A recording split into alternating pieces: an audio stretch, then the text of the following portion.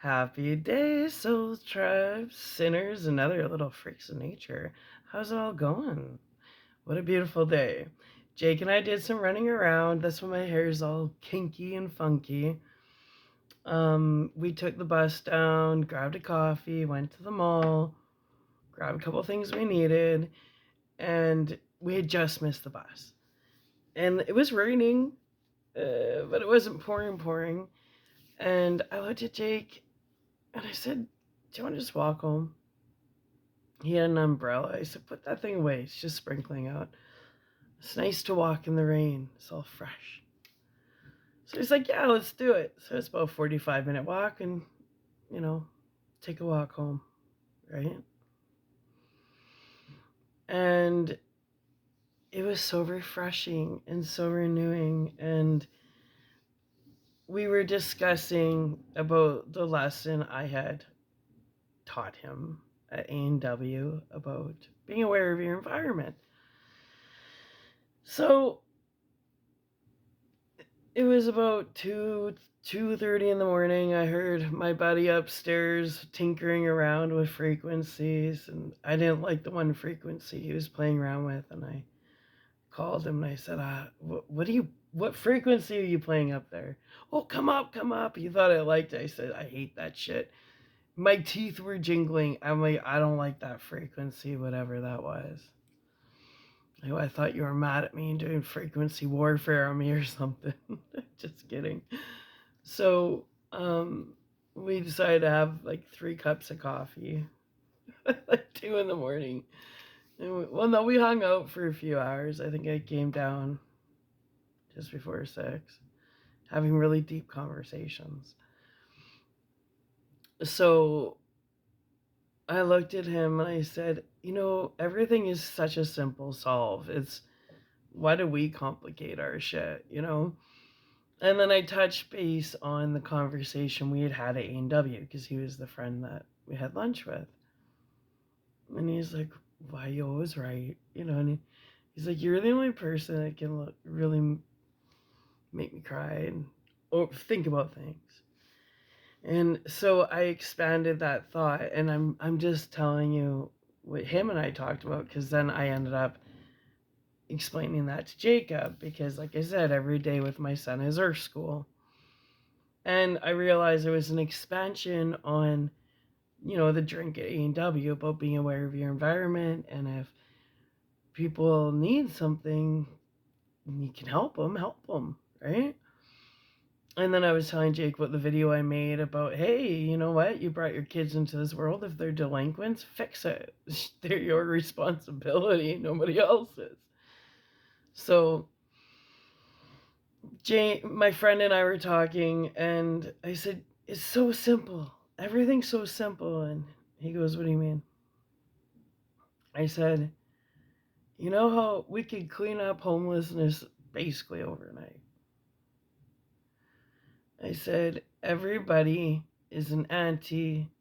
Everybody is a uncle or a brother, a sister, a mother, whatever." I said, "And people that are homeless, they're somebody's niece, they're somebody's kid, it's somebody's mom, it's somebody's dad, it's somebody's uncle." I said, "It's time that families collect their family members and help. You don't just talk to people and say, well, my niece is homeless, my nephew's homeless, yeah, they're out down on Boyle Street or whatever." Excuse me? You go down there, you take your family member out of that encampment, and you nurse them back to health. That's what it's about. I said, "Jay, if everybody just went out on the streets and collected their family members,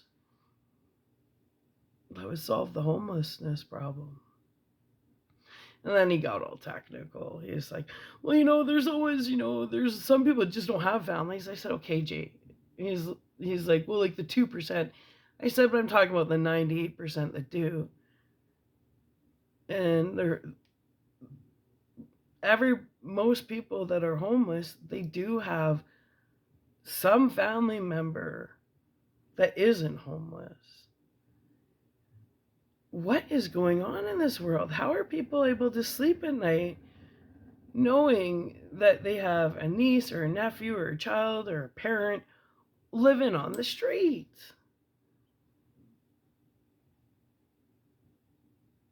I don't understand. What what's family? What is family? Like, really? Does families exist anymore for real? Or is a family unit just a thing of the past? I'm really starting to wonder. And then people wonder why I stopped talking to everybody. Because me and Jake are our own little family, and that's not going to get contaminated by anybody. Because I know that maybe it's just Jake and I, but eventually Jake's going to meet a special someone, and then comes the grandbabies, right?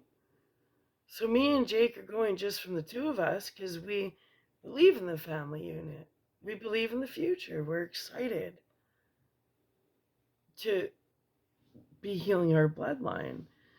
And sure, it might be simplified down to our bloodline being me, Jake and I, at this point. But, it's not always going to be that way. And Jake and I, we're really devoted to being good to each other, and we're devoted to the future success of our bloodline, 300 years down the road. Because eventually, it's not going to be just the two of us. Jake's going to meet a special someone, and then there's going to be a third person in the circle. And then there's going to be eventually little somebody's grandkids, and now the circle gets bigger, right? But all with this moral compass and these family values, these really important family values. So then I know that my grandkids, they're going to be raised with family values and love, respect, and family bike rides. Mm-hmm. And then my grandkids will have kids, right? And then I become a great grandma. And then, so you think about that. So maybe it's just Jake and I right now. But if I'm 45, by 85, that me and Jake could have what we can evolve into like fit a unit of 15. Maybe we're just starting off as Jake and I. And then eventually people just talk about me as, well, my great grandma back in 2025, you know, and that's where you heal your bloodline, because anything before now doesn't have to be carried on as baggage into the future success of my bloodline. Jake and I, what we're creating for the future of our bloodline, and what we see as a vision for the family that we want to create for ourselves. You know, and what one of the easiest ways to fix the past is by creating a new future and not repeating that stuff, right? Because Jake and I have talked, and he's like, he's really, well, he's very in tuned. So he understands how important the family unit is, and he has the same moral compass as me and values. So it's not like he's going to bring anybody into our unit that's going to disrupt it. Because uh, I can read people just by looking at them. Just looking. I can read your whole frickin' Akashic records just by looking at you. Usually. Some people are different, but most people, I can get through those barriers. So I'm not concerned about Jake bringing some, agent sent in little wench into his life to fuck him up, because I'll just look at her and be like, you best get out of my house. I see your motives. And that's why Jake's single. Because any girls he's brought around, I look at them and it's like I get this look and they don't come back. Just look at them like, I know what you're up to. And I've told them too, if you are playing with my son's emotions, it's best that you leave the picture and go play with somebody else's kids' emotions, or how about get therapy? These gold diggers are learning early in life from their high maintenance mummies now, aren't they? Holy shit. Well, anyways, so that's what I'm trying to say. It's never too late to fix your family unit. And that's where people got to not get stuck in details, but solutions. The biggest way to cause loops would be like, well, you said this and you said this, and that's all got to stop. Scorekeeping gone, past gone. And see, here's the thing. The way to heal family trauma is you need to fix the person that you created within the other person. Okay? I know that sounds deep.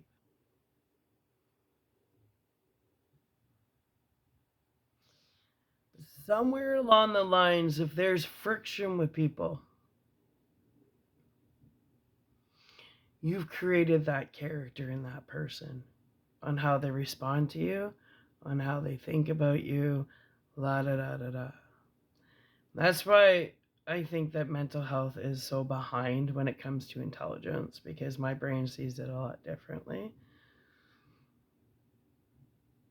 Because I've always said with me, and I'm speaking from experience, I've always said, I don't bring out the good or bad side in me. Everybody has a shadow side and a light side. Other people decide what side of me they get. That's why there's two completely different opinions of me. And I've said that all my life. I've known this. I said people either love me or fucking hate me. There's never any in between with me. Either people love me or they despise me. Now, the people, because I'm like a walking screening of authenticity. So, people that are insecure, they're not going to like me because I'm going to break you down like a horse. I'm going to call you out on all your shit. If you're fake, I'm going to trap you. Be like, that's you, you're bullshitting. You're a liar. Or I'll call you out right there and then. And those are people who are like, what a bitch. Da da da da. No, no, no, no, no, no, no. Because I won't go behind your back. I'll say it to your face. I'm not scared. I'm very confident. I'm very confident. There is nothing that I won't say to your face that I wouldn't say when you're not around. But I don't like to gossip. That's why I keep to myself, because people don't know how to have a conversation nowadays. So shit talking to somebody else. So I'm like, hey, I'm just going to stay in my little individual universe here and watch from a distance as everybody sits there and plays each other. Peace out for this round of inning of baseball. Just watch. So much more interesting being a spectator.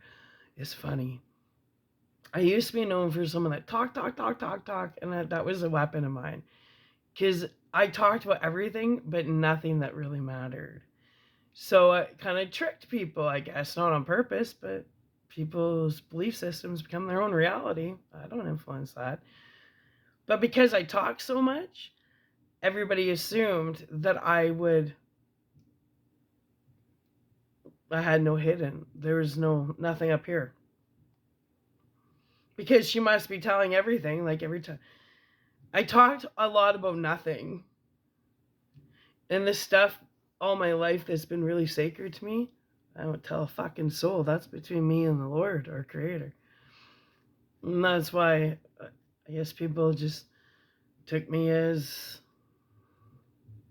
somebody that didn't know anything. No, it's because every time I talked to you guys, I was trying to align on your guys' level. And I found that too difficult because you guys bore the shit out of me. So then I just talked about nothing. Because you guys talk about nothing. So I talked about nothing. Because I was not willing to throw my pearls to a bunch of swine. Come on, I went to Bible study for 12 years of my life. Did you think I learned nothing? Don't throw your pearls to swine. Just like, what shall it profit the man if he shall, what? Gain the whole world and lose his soul. So just laugh at people. It's the people that preach this stuff the most that I watch be the biggest hypocrites. I'm like, That's why you don't see me sitting out here quoting, but do I know the Bible? Yeah. I do Bible study for 12 years of my life. Yeah, I know the Bible. In school we spent an hour a day breaking down the Bible and found it really interesting. But I don't need to get on here and preach the Bible and do all my Bible verses to prove to people that I know the Bible. Because the thing is I'm one of the very rare few that understand the Bible. Because the Bible, it's coded. You can't take the Bible just as reading a novel. Oh no, that's why there's Bible study. Mm-hmm. But I love all the assumptions that have been made about me throughout the years, like delayed, low IQ. Yeah. Okay. How's that working for you guys? No, I just was trying to find ways to be on the same level as you guys, because nothing you guys ever said interested me. I was bored all the time when I was part of the physical universe. So, I would try and talk about food to people and people ignore me because they always wanted to tell me that they were better cooks, okay? But I would watch their food safety be shit. I'd go in their freezers, all their stuff's freezer burnt. I'd watch people cut chicken on a cutting board, then just wash it off with a little bit of water, and then cut a cantaloupe. And I'm like, I ain't eating nothing out of your kitchen, man. But they knew so much more about cooking because I've been cooking for 60 fucking years. Don't tell me how to cook. Well, I'm watching you cook, and you're like a little kitchen killer with all your food safety gone wrong. So then I got shut out all the time. Didn't matter what I was talking about. I knew nothing. And I thought, okay. If I know nothing, then I'm done throwing my pearl to swine.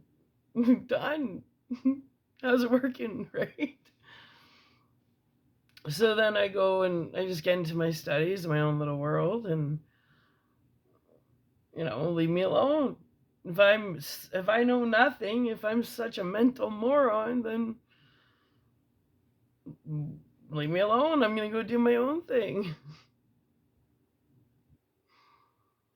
Right? And that's when I became an observer. Right? I'm not teaching. I was like, I'm not teaching no more. How can you teach when there's too many chefs in the kitchen? That's what the world's at. Too many chefs in the kitchen. If everybody wants to be a teacher, where's the students that are going to learn? Right? And it's funny because then there's other people that tap in and they have something they really want to bring to the table. And what's the first thing that happens? Well, you don't have the credentials to be, qualified, and you don't have the credentials to be taken seriously. Okay. Are you guys aware that Stephen King was rejected 30 times and told he could never make it as a writer? Now, can you imagine if Stephen King took that loser lowlife, whoever told him he had no talent as a writer, and he said, "Well, that jackass idiot over there with his little dork over there says I'm not qualified. I can't. I guess I should just go become a garbage man because I got no talent," according to that little dork over there. Mm-hmm. Well, what people forget is we have a world full of jealous, envious sabotagers. And that little dork over there probably knew that Stephen King was one kick-ass writer and thought, man, if I take this idea and I write and I tell him he's an idiot, I could take this guy's ideas and become a pretty damn good writer, right? Which brings me to tarot card readers. People, you gotta understand energy to trust a tarot card reader, okay? Because there are a lot of good tarot card readers out there.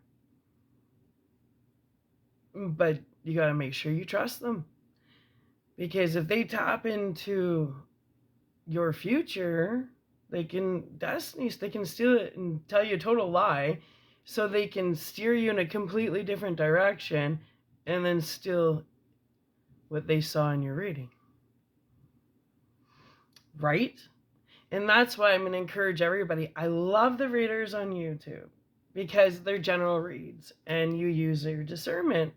And a lot of times when I'm studying, I just listen to the background and I'll be like, oh, there's a little stuff and it'll trigger off a download, right? But not the whole reading. There'll just be certain things I'm like, oh, that sounds a little familiar. And then Jake will be sitting there. I'm like, oh, this isn't resonating with me at all. Turn it off. To me, that's the safest way instead of actually paying a tarot reader, because it's a one-on-one energy exchange, and if you don't know that person's intentions, they can fuck your life up. So just my personal suggestion is, until you've exercised enough with understanding energy and understanding how to feel energy and be able to distinguish good energy from bad energy and manipulation and projections and reflections and projections, and be able to categorize, what you're aligning with, then rather than run to a bunch of tarot readers and be like, I need a reading, just start with on YouTube. Just listen as background noise. It's got to be background noise. It can't be, oh, this is me. Not everything's going to be your reading, right? And also remember, there's a lot of tarot card readers on there that have taken bribes. And they're going by a script to cause confusion and to keep people in loops. So that's why in this day and age, one of your biggest assets is very, very good discernment. And the best way to have a crystal clear discernment is to stay sober. Because the minute you start getting drunk and shit, ooh, that's when your head starts playing fuckery games on you. And that's when you can be taken into some weird alignments that can screw your shit up. So when it comes to tarot readers and stuff, like, be careful on who you're trusting with your energy. Just like when you're having sex, don't just sleep with anybody, because whoever you sleep with, you're sleeping with every single person that they have slept with previous to you, because when you're intimate with somebody, there's energy cords attached. And I have severed every energy cord in my life, except for my son. There's certain energy cords, nothing from the past. There's no relationship cord that I have. They're all gone. friends, relationships, gone, gone, gone.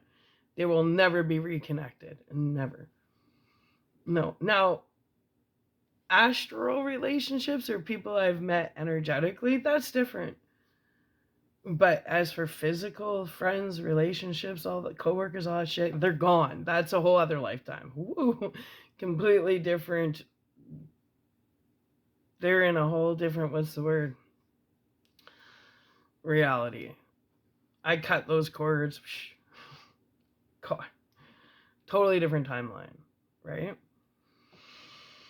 And it's about alignment. And if you want to level up, you gotta be able to cut cords. You have to. And there was a song by Kid Rock years ago, and I can't remember what it was.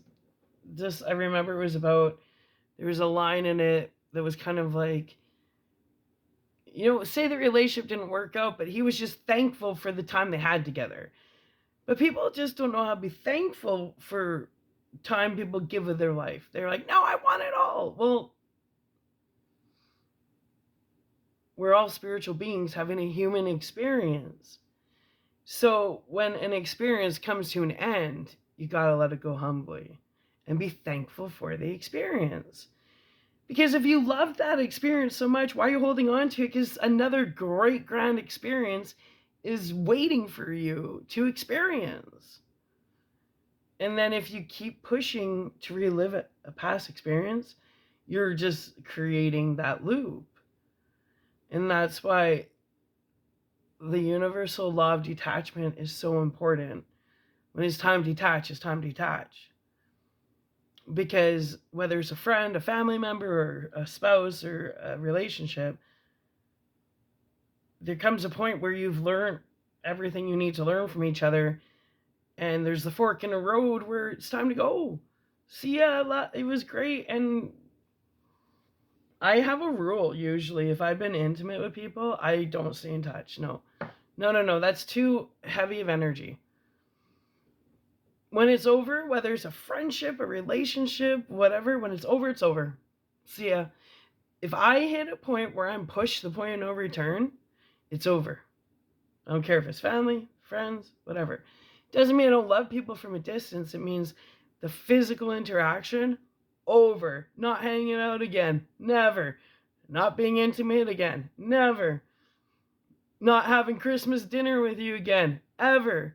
But it doesn't mean that I don't sit here and go, wish you on your birthdays a happy birthday, and on Christmas in my, look, I always go outside, look up on Christmas, and I send a lot of love to all my family. But I'm not calling because that cord is cut. But you can still send love from an energetic level because I have leveled up. And I gave so many people opportunities. Join me. And everybody's like, she's a lunatic. I mean, when my family conspired against me and lied and made me spend 3 weeks in a mental institution in March, in February, I was done. I'm like, you guys are fucking liars. Done. People I hadn't talked to in like 2 decades lie to the police, lie in court, and then I get the cops come here and take me to the fucking mental unit when I'm just writing a thesis and I'm too smart. So what, they're gonna call me what the fuck? Then I caught the doctor at the Grey Nuns because I've never done hard drugs, never done math, nothing like that. Well, I got a printout of what they put in my file, and the doctor there, which I have a copy of for court reasons, wrote that there was meth found in my system. And I said, you lied. And you know what he said to me? That must have been a misprint. I go, oh. And then he went in and changed it. I'm like, I said to him, and I recorded it because I have my Sony recorder. I'm like, you motherfucker just did a HIPAA violation, and I'm going to sue the shit out of this hospital. So I got, and then finally, me and the main doctor, he's like, we were talking, I can't remember his name, but I was like, I'm a life coach, and I preach to people, choose your environment wisely. I go, why the hell am I stuck in a mental institution? This is no environment that I would choose for myself. When he admitted, he goes, yeah, you shouldn't be in here. He goes, you shouldn't be in here. Like, the neuropsychiatrist he said he's been doing for 30 years, he goes, you're more intelligent than I am. And I go, well, thank you, doctor. And all he said is, I hope you and your dad can work shit out. And I said, well, I gotta love him from a spiritual angle. Because when people conspire and lie to take me away from my studies and put me in a mental institution because they're envious of me, well, there's a problem. There's a problem. And to think that I'm going to be okay with the defamation of character. Yeah, okay. Because I pulled away from a toxic environment. So the toxic environment tracks me, stalks me, and lies about me to try and make me look toxic because they're toxic. Okay. But you guys notice how the truth always comes out? Right? So then again, obviously I come from a family with no family values because they'll do anything for money. 100%. Lie, steal. And that's where I'm leaving in the past. Because there's no fucking way I'm bringing that toxic shit into my grandkids' life. But Jake and I have agreed we're not going to talk about the family I left behind to my grandkids or to the person he decides to end up with. That's something that stays between Jake and I. His loser dad, the whole fucking situation, that's like something that stays between Jake and I. Because we're not going to bring that toxic shit into the future. We're not even going to mention it. It'll be a once upon a time. But we're not going to talk about this shit right now. It will never be, my grandkids will never know about this. Because you're not leaving in the past in that case. And that's what I guess I'm coming to with family values. If people are truly, truly want to flip the script and fix their bloodlines and heal that shit and leave the past in the past, well, you got to cut cords. And you got to love people from a distance. And you got to let it go. Which means you don't talk about it anymore. If you say you want a fresh start, you don't ever talk about anything. You just move on. Let bygones be bygones. And know that every morning you wake up, it's a whole new life. It's a whole new life. And that's the truth. It's a whole new life. Every morning you wake up, tomorrow's not promised. So many people assume, let me go to bed, wake up, and tomorrow I got a big long day. You don't know you're waking up tomorrow. That's the illusion. Your spirit never sleeps, your body rests. But that's kind of where I'm at, is you gotta stop looking at life as a continuum. Every day you wake up and it's oh, I'm here again. How am I gonna make this the best fucking day I can possibly make it? And that's it. That's what life's all about. You know? But seriously, we can easily get rid of this homeless problem if everybody goes on the streets and opens their home up to a family member that's on the street. What's wrong with you guys? You know, you think global, act local. There you go. Go collect your family members and give them a home and give them some love. Easy solution, right? Yeah. Rather than just shit talking family members that have so many people are one paycheck away from being homeless. So why are people relishing in people's hardships? Get out there, go collect your family members and show them what family is all about. Period. Everybody talks about, oh, look at the homeless problem. Wow. If one person talks about homelessness and they got a family member on the street, you're a fucking hypocrite. You best shut up. You best shut up. Because you're looking like a dink. If you're sitting there trashing a family member that's homeless and talking behind their back, a real person's gonna notice you're a fucking douchebag. So, the family unit. Why don't you sit down today with a pen and paper, everybody, and ask yourself, what does it mean to be part of a family? Start practicing what you preach. Yeah. Well, Soul Tribe family members, sinners, and other freaks of nature.